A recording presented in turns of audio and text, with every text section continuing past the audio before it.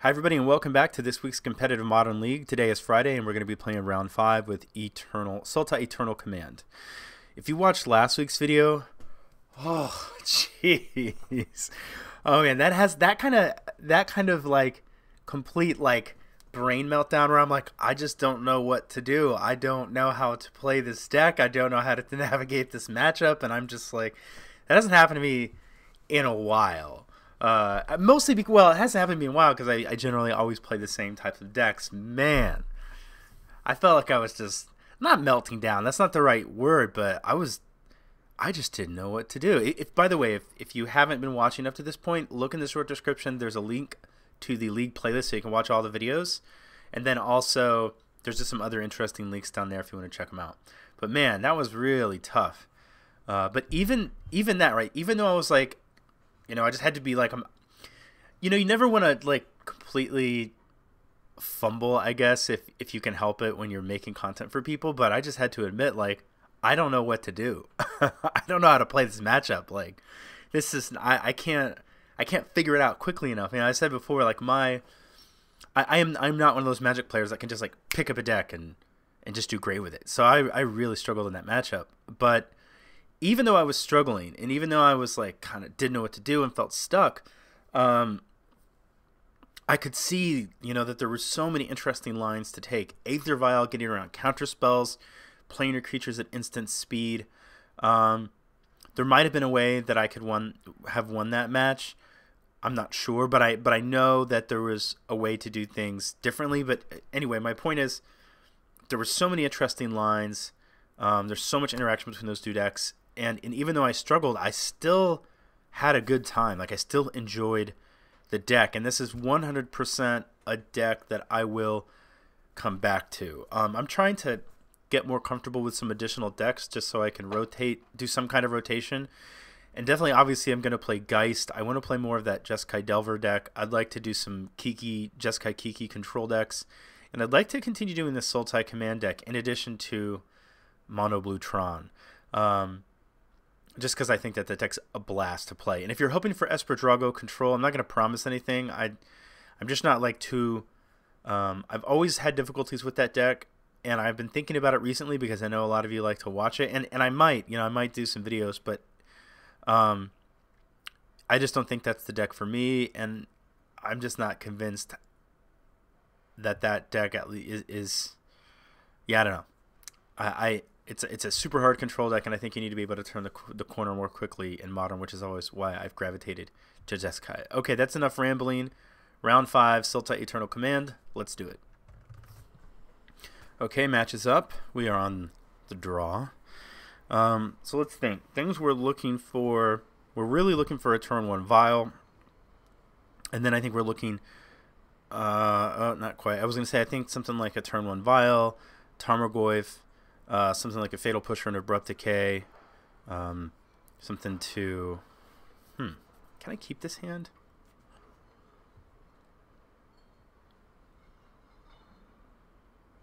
I think I have to mulligan this. I mean,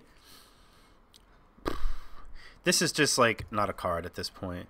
The issue is, so I got Serum Visions on turn 1, and then if I can find a black source, I do have Fatal Push. I still need to find a green source to then have Abrupt Decay. And I'm still going to need a second green source to get, yeah, I don't know, because like if I draw, like if this was a Dark Slick Shores or something, I think I might be a little bit more inclined, because then if I find a green source, I have Abrupt Decay. Like let's say I found Overgrown Tomb, I have Fatal Push, I have Abrupt Decay, I have Tarmogoyf. If I draw like a Breeding Pool, I guess I have Tarmogoyf, but I have no other interactions, so, I think I'm going to mulligan this hand. Okay. We have a turn 1 Vial, which is great. I'll probably play it off a Forest just to, I don't know, make us look like another deck or something. Let's keep this. I'm going to keep that because I can basically go turn 1 Vial, shock with Watery Grave, and go ahead and cast that Serum Visions.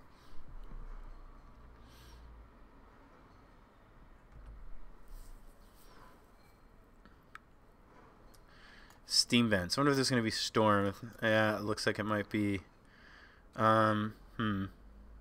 In that case, I'm gonna not play the Vial. I think you generally want to lead on Vial, but right now, if I don't find, let's assume it's Storm, Steam Vents into Serum Visions aggressively like that is probably the most likely candidate. And if I don't find something like an Abrupt Decay, let's put this guy on the bottom, let's put this on top.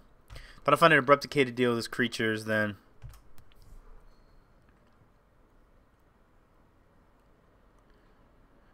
I think we're in bad shape.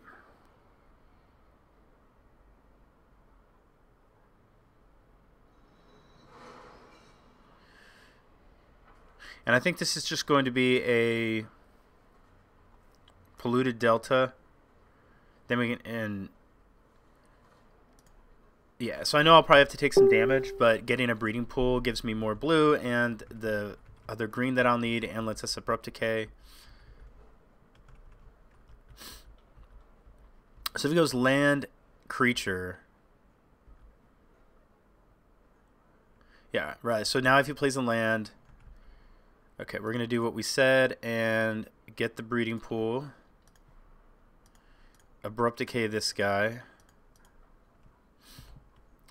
Fatal Push is great. Then we'll just go ahead and let's just play this Flooded Grove here. Cast this Aether Vial and pass. So now if he goes land dude, we can kill the guy with one of the things on the stack. Main deck Blood Moon. What is red? Or is just, I hope it's not Blood Moon. I think if it's Blood Moon, I'm just going to cast this Snapcaster Mage. So land guy. Yep. He could cast Remand here, which I'm fine with. Okay, so now I feel like this is good in that. Yes. That's interesting. So let's play this. So now we have Snap, removal spell. But like now let's say he plays another land and goes like dude, like land guy. Yeah, so we're what I'm going to say is like we're going to Cryptic Command here. Even if he somehow, let's say he goes like, I don't know, he's only got 1 mana. Even if he could counter this now. Well, let's see. I wonder what's better. I think starting with the counter draw is better.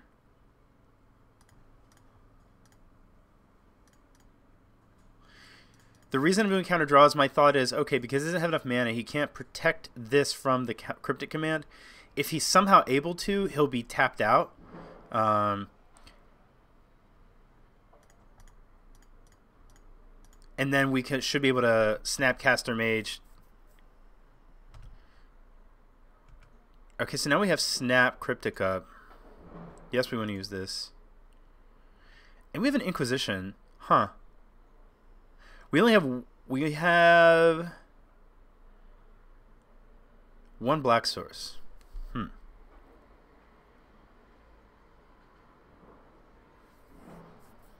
Inquisition feels pretty good. I feel like, let's see. So he still didn't play another land. So if he has another creature and is able to play it next turn, and we Snapcaster Mage, Cryptic that creature, and he remands our creature. In theory, we could then just untap and play Hostage Taker and just take it. Now, then he could potentially Grape Shot it away, which could be problematic. If we had Snap Decay in our graveyard, I think I would just definitely Inquisition here. But we've already killed 3 dudes. I'm not sure how many dudes he can have. And what does this take? This isn't going to take any of the key spells. Yeah, I think I'm going to keep up Snapcaster Cryptic Command. You guys let me know what you think about that line. I also have Snap Abrupt Decay if I want it.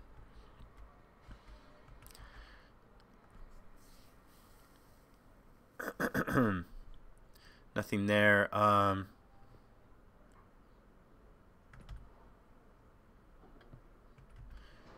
think I'm gonna...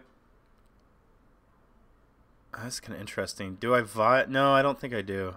I think I leave it on 2. I was gonna say, do I start trying to tick up to 4 so I can hostage take her at instant speed? Let's see if I draw a land and he doesn't do anything next turn. No, I don't think I do, because if he plays a creature next turn, I really want to Snapcaster. Okay, another hostage taker. I don't really like sitting doing nothing. I'd really want to start pressuring him. I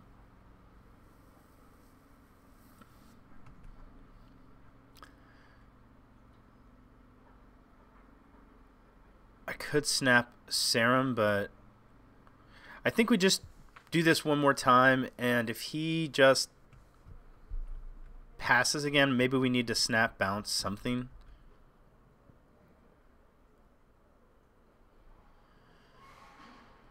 I think I let... Yeah, I guess I have to let that resolve. I don't want to just go like snap.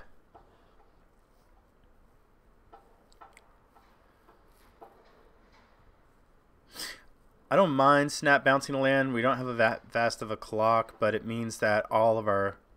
Well, we don't really have all of our removal spells. We really need another black source. Okay, the speed at which he did that made me think that he found one of his creatures. So, do we counter draw or do we counter bounce Snapcaster Mage for more stuff? We need to start clocking the opponent, that's for sure. We have a removal spell. I think I'm going to go for the pressure.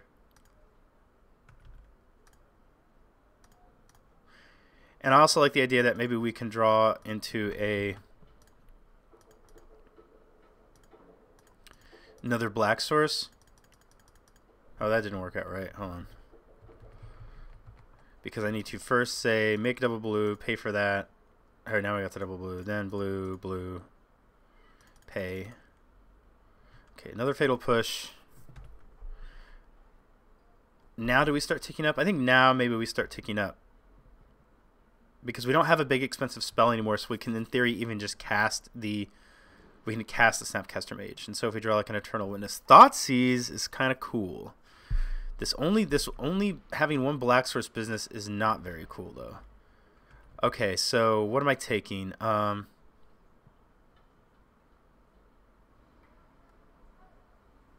think I just take I just Thoughtseize here, I think. So he really just looking for a land. He has a Past in Flames.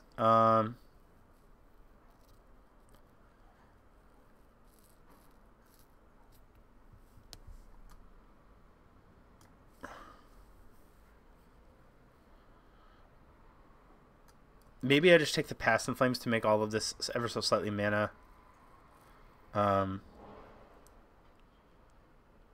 inefficient, because this costs one more.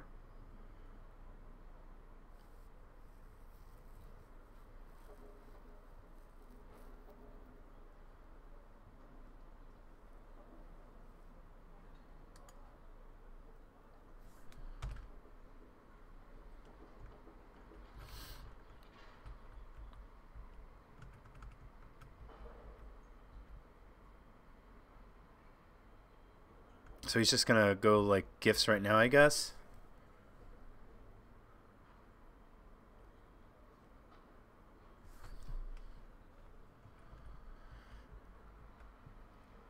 So next turn we'll be able to take something with Hostage Taker and have a removal spell up at instant speed.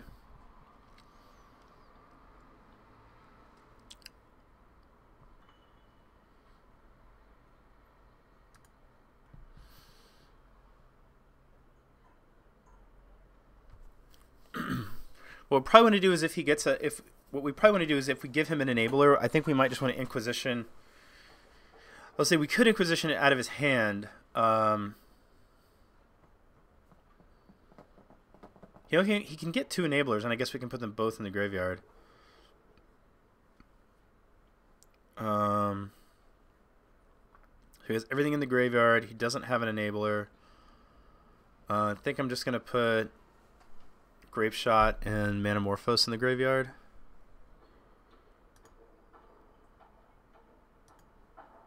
I don't really know that it ever matters at that point.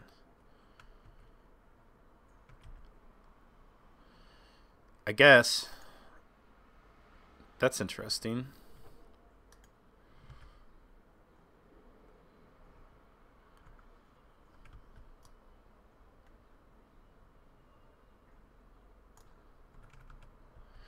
That's kind of annoying because this hostage taker we actually have to. So we know he has gifts.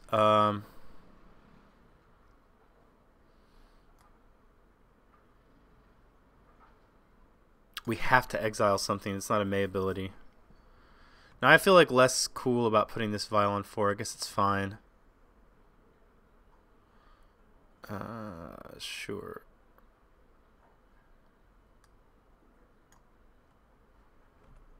I'll attack here.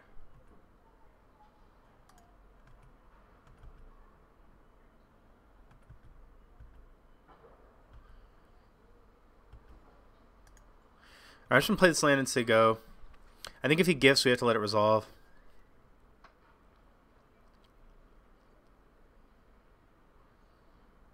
Because at this point he has Past in Flames in the yard, so... Or maybe we do counter it. He doesn't... He has 4 mana. To the best of our knowledge, he does not have an enabler. But he can give everything in his graveyard flashback. But I don't know... Let's see, if he gives everything flashback, he's got a ton of mana, but he doesn't have an enabler. Maybe we counter this. If we don't counter this, maybe we just save the counter for the Past in Flames. But the thing is, this could... We don't have him on a very fast clock. What does he get with this? He gets 2 enablers. We've been in both. 2 enablers and then just 2 other things. He's going to have such a ridiculous hand at that point. I guess what he could do is, let's see, if he goes like ritual, a bunch of rituals that he already has, and if here he just gets like what, a remand, and I don't know if he has another counter spell, but even 1 remand, I think I can let it resolve, because if he gets like 2 enablers, a remand, and then I don't know that they have any other pieces of counter magic. Then we could put the remand in the graveyard, give him 1 enabler. The problem is, though, then at that point he... Well, let's see. He plays the enabler. He has 2 mana. He casts 1 of the rituals. He casts a ritual. We Fatal Push. He casts a ritual in response, so now he has 6 mana potentially up in the pool. In response to the next ritual, we hostage taker the enabler, and then if he decides to cast Past in Flames anyway, we cryptic command it. That's my plan. Let's see what happens here. I think that's better than countering this gifts and being completely unprotected next turn.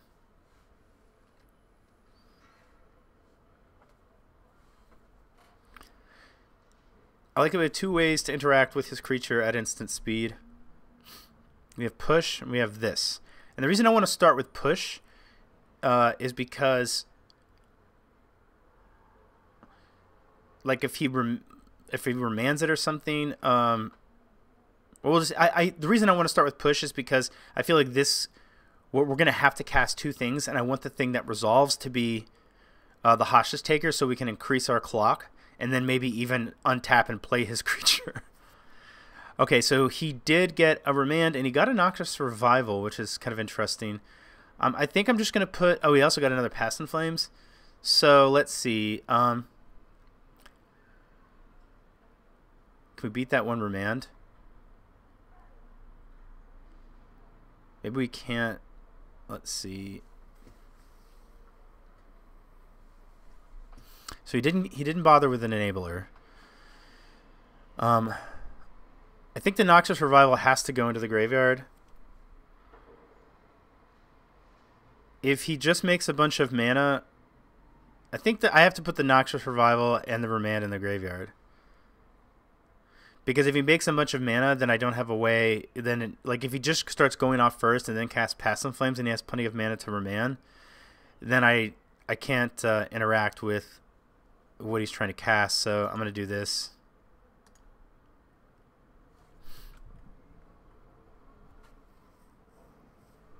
And we may just be sitting on this Cryptic Command, and he may not be playing any creature dudes.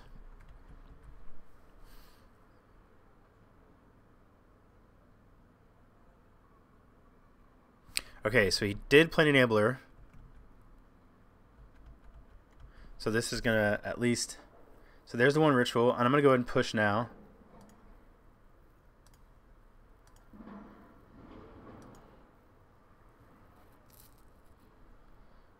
So now he's going to cast another ritual. So he still doesn't have access to the mana from these rituals. And now we're going to activate this. Yes, we want to use the ability.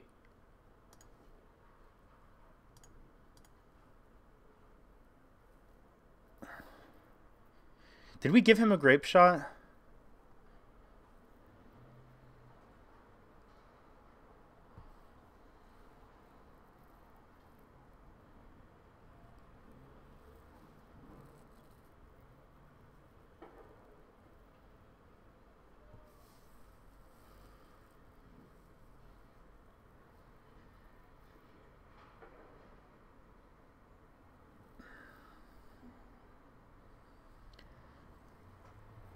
Okay, so this one resolves.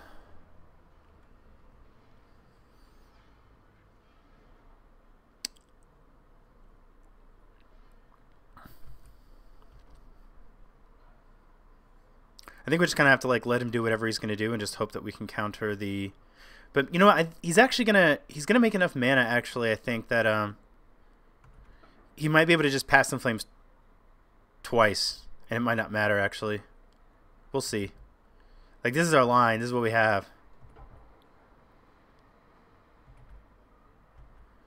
So he's got 12. So we cast Pass and Flames from his hand for 4, and then he just casts Pass and Flames again. So I do think we counter it, and then we just hope that not have an enabler. Well, we're going to counter it. Grape Shot's in the yard, then he can Grape Shot. Well, he can counter it, so he'll play it again for 5. So if we counter this, he plays it for 5, which leaves him with 3 mana. 3 mana is enough to Grape Shot. There have been quite a few spells cast, so we're probably just dead. And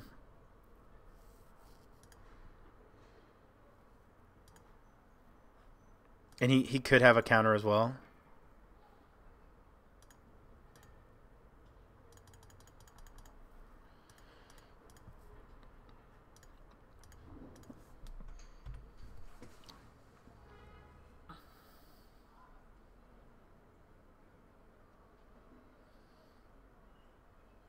He also has some Noxious Revivals, so I have a feeling he'll be able to cobble something together here. I don't know enough about the Storm deck to know how difficult it is for them to do their job without a creature on the battlefield.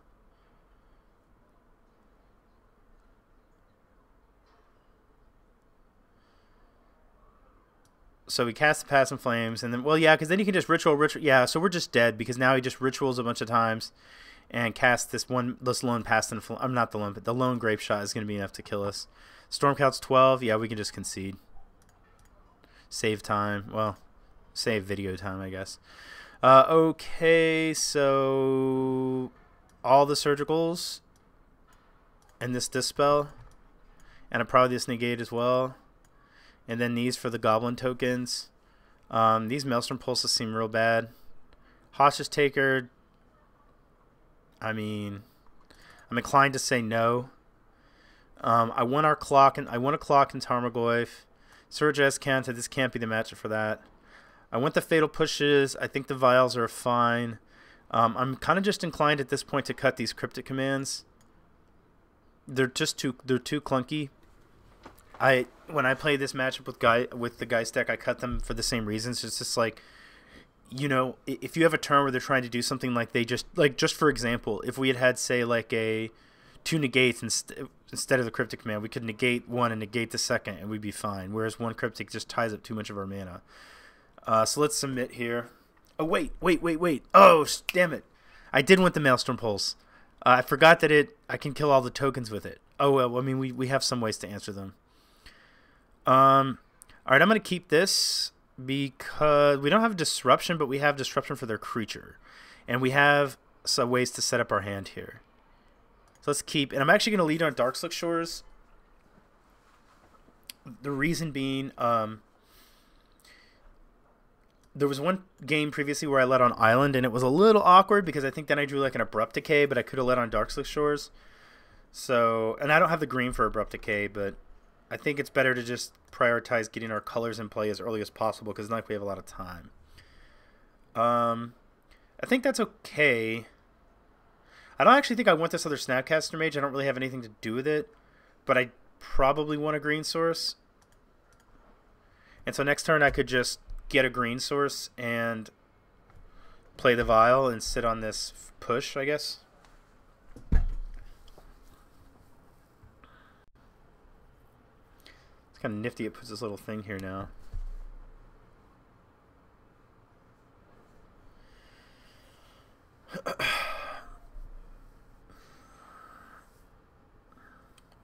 Alright, let's do what we said and get... I don't think we need to...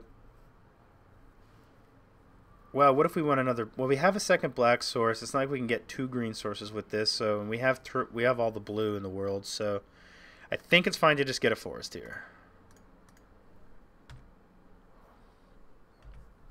The next turn we will have snap, push up. Can I say always yield from here? I guess not. Newly controlled.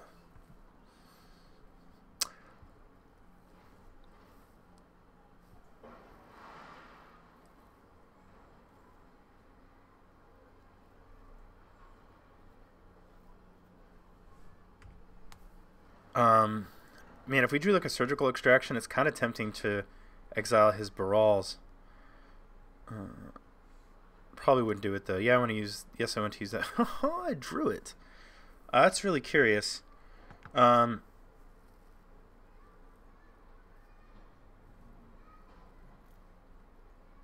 kind of want to do it.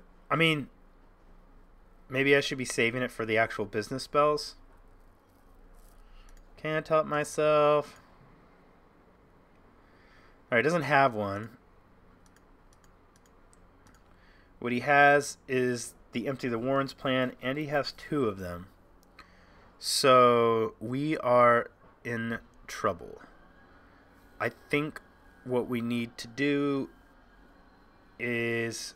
I'm kind of glad I did this because now I know I can make a more informed decision.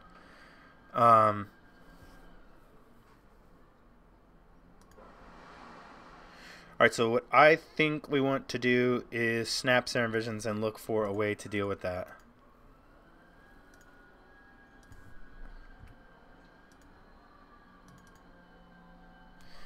None of these are going to do it. I'm putting all these on the bottom.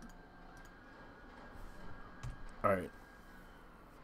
So he's going to make a crap ton of goblins right now.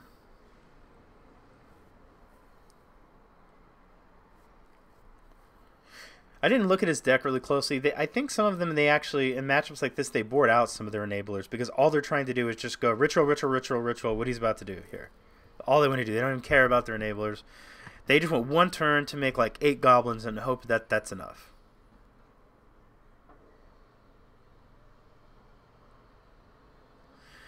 Really wish that I had kept in all those Maelstrom Pulses. Probably would have kept in all of them. Because that's all that this... He's probably boarding very similarly to how he would against Jeskai, which is, he's basically like, all I really care about for the most part is just this. It's just playing Empty the Warrens. That's all he wants to do. Yes, I'll use that. A negate. I'm not going to do...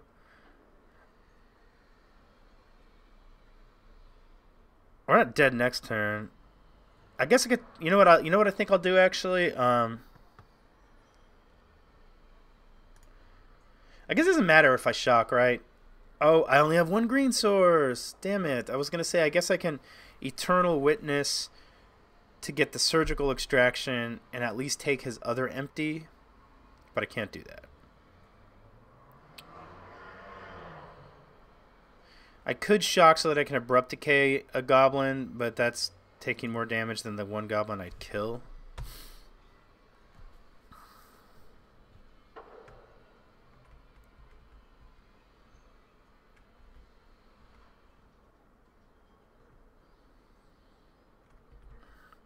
Alright, so if I lose this match, well, I'm not guaranteed to have drawn a Maelstrom Pulse, but it was certainly a mistake to board them out.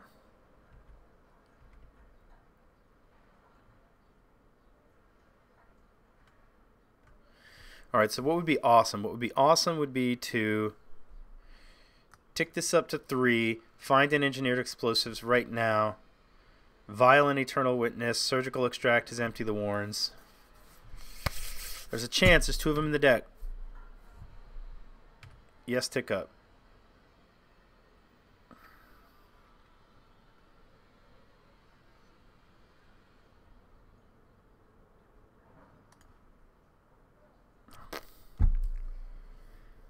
Yeah, we're dead. Okay, let's look at something over here. If the deck is still the same. So, you know what? I don't need to make my opponent wait for me. That's rude. Hold on one second. Yeah, I can't think of any possible way to win here. He's got a lot of power. I'm at 5. I'd have to kill like half of these things. I have to kill 5 of them somehow. I could 1, 2. I could kill 3. Block 1. So I could block 1, and then I could kill 1, 2, 3, 4, and be dead.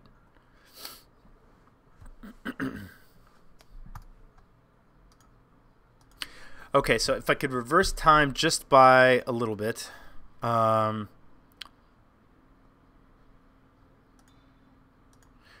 what I would have done is did this spells, the negates, I'd bring in this Maelstrom Pulse, I'd bring in these Engineered Explosives, I would cut all of these 6 cards for sure. I would probably cut 2 vials. Maybe it's right to even cut all the vials. Maybe just do this. Like, I just don't think that the matchup is really about vial. Well, I could probably cut. I would probably cut that, and then doesn't really do anything. I guess, as much as I don't like it, I'd rather have the Cryptic Command than the Vials or the Escantas. It's just not. I don't think this is a Vial matchup in this Cryptic matchup. I think this would have been a much better configuration. We have 1, 2, 3, 4. We have 5 ways to deal with the resolve to empty the Warrens, and then a lot of good ways to interact with his creatures. So, okay, so you know, even though I went 2-3, so the first match was against, I think, humans, and I feel like I played kind of loose and not very skillfully with the deck, but I knew what I was doing, and I think that, you know, going back and doing it again, I could do a lot better.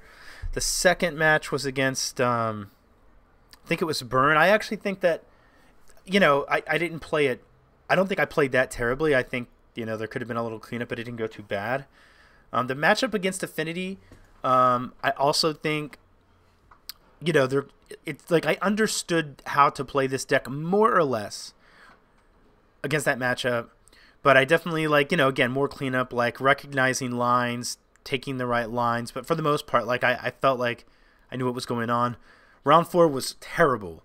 I completely was lost in that matchup. That I would need to just, that's going to take me at least a few matches to figure out how to approach.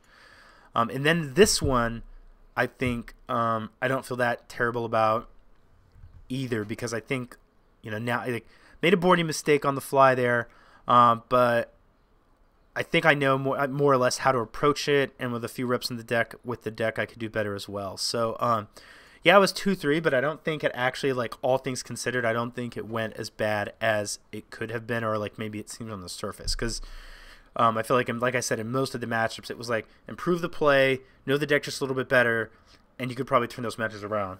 The control one, man, maybe it's just the way that our cards lined up. You know what it was? It wasn't so much blue-white control. It was that he had an unchecked search for Escanta. That was the real problem, because if we had a way to deal with that, then we could have easily outgrinded that deck. 100% for sure. That was the issue. If Search for Escanta is played, continues to get played, might need to find a way to deal with... Well, I think the thing to do is to just rely on the Abrupt Decays, actually, and hope that you can deal with it before it becomes a thing. I was going to say that I think maybe we might need to look at more land destruction spells, but a lot of these decks, not so much Sultai Eternal Command, but I feel like there's a... Maybe I'm just thinking of... Because I don't know exactly what Jun's doing, for example, but I know in the Jeskai list we're at like an all-time low with regards to... land destruction. I mean, the old Jeskai control decks, 25 lands, 3 of them being Tectonic Edges. I still would like to run 2 Tectonic Edge in the deck, and I think we can, but you have to know that you're going to occasionally have color issues. And it is harder, too, now if you're running, because now, you know, back then you had Remands and Mana Leaks. Now you have Logic Knots, so you need double blue as early as turn 2, and of course you have Cryptic Command as well. But okay, everybody, thank you so much for watching. I really appreciate it. I'm going to put some links in the upper right-hand corner of the screen. I don't exactly know what I'm going to play yet. I have one cool idea I'll go ahead and share with you guys, those of you that are sticking around this long. Actually, I'm going to ask for those of you if you have any ideas. So one idea that I have is to play a Jeskai Geist deck, but to play all of the spells, as many of them as I can think of that people say, hey, this spell's really good, and I've always felt like, no, it's not, or I've tested it in the past and it wasn't good. So one of those, like Elspeth Knight Errant, for example. Now, I have tested this in the past, but it's been years. The last time I played this card, I think Blue-Red Delver was really popular, and it might have been the Treasure Cruise one. The problem there was, in that matchup, is they could just like go very wide and just kill Elspeth, even if you jumped a Geist. So you jump a Geist once, and then she just kind of died on the backswing. Maybe that would still be the case. I don't know. I didn't really find Archangel Avacyn that great. You couldn't control the flip, which was weird. Like it's like, well, you're paying 5 for a 4/4 instead of, say, like 5 for a 5/5 in Thundermaw Hellcat or Baneslayer. But you just didn't have direct control over what was happening. It does block Thought-Knot Seer. It's interesting. It does have Vigilance, which is also kind of interesting. But maybe so this came to mind. This came to mind. These came to mind. I tested these. I didn't think that they were that great. Now that could have. I also don't remember the exact meta. It could have been like, well, if I'm going to run a 3-drop spell like this, then Electrolyze is just going to be better because of affinity. I did, in one tournament while I was testing, it was a paper tournament when I was still living in Hawaii, I did attack somebody and give Geist of Saint Traff +1/+1 and Lifelink, which did seem pretty cool because it was an 8-mana attack and I gained 8. So from a tempo advantage, like Lightswing, that's pretty cool. But it can't put a creature on top, so in theory, like if somebody fetches, you could cast it, put their Tarmogoyf on top, but super mana inefficient. Can kill Planeswalkers, so it's not like there's not cases where it couldn't be useful, but it's not a card that I've been running. So then there was no other real cards that I have in mind as of yet. I know Baneslayer Angel, I just threw that in here. Stormbreath Dragon, because there's been a debate about Thundermaw or Stormbreath, but I don't really feel like it fit, because it's obviously like if you have a meta dominated by Path to Exile, Stormbreath Dragon is better. So like that's not really up for debate in my book. And I think that on the surface that Thundermaw is just the better card. So if you can think of any other spells that you've thought about, or like that people are like, oh, we should run this in Geist, or that people have championed, let me know, and I might play this deck next week. I'm going to play the deck once I feel like I've got enough of them, because there's other cards that like I know are good, like Grim Lavamancer. You can run Grim Lavamancer in the main of a Geist deck. It synergizes really well, and in certain metas you might want to do that. I kind of thought about finding room for Nimble Obstructionist. I did test this card. It didn't impress me the way I was hoping it to, mostly because it's like, well, I could kill your land, but I really just kind of want a creature. So like killing a land and not attacking them in a lot of matchups isn't what you want to do. A lot of times I think you'd rather than just have a land and attack them. But anyway, oh, this might be one that I could think of, or could try. Okay, that's all for me. for this week. Like I said, thank you for watching. I'm going to try to get some kind of league or some kind of vlog going for this Sunday. It might not be like one of my higher end production ones just because those take so much more time. But I had a few topics that I've been thinking about. So maybe check on Sunday. And then obviously I'm going to have a league next week. Have a good weekend. I will see you guys soon. Bye for now.